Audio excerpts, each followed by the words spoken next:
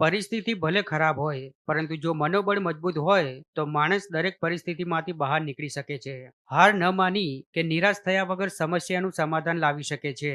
અનેક સિદ્ધિઓ મેળવી શકે છે.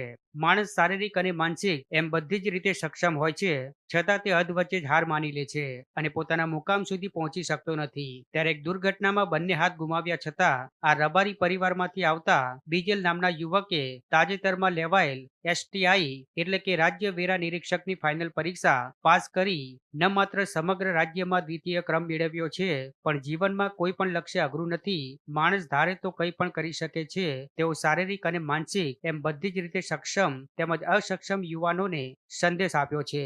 સાયલા તાલુકાના નાના એવા છેવાડાના નોલી ગામના રબારી પરિવારમાંથી આવતો બીજલ છઠ્ઠા ધોરણમાં ભણતો હતો, ત્યારે કરંટ લાગતા તેના બંને હાથ કાપવા પડ્યા હતા, જેની સીધી અસર પરિવાર પર પડી હતી. કારણ કે પરિવારમાં તે અન્ય બે ભાઈ બહેન કરતા સૌથી મોટો હતો.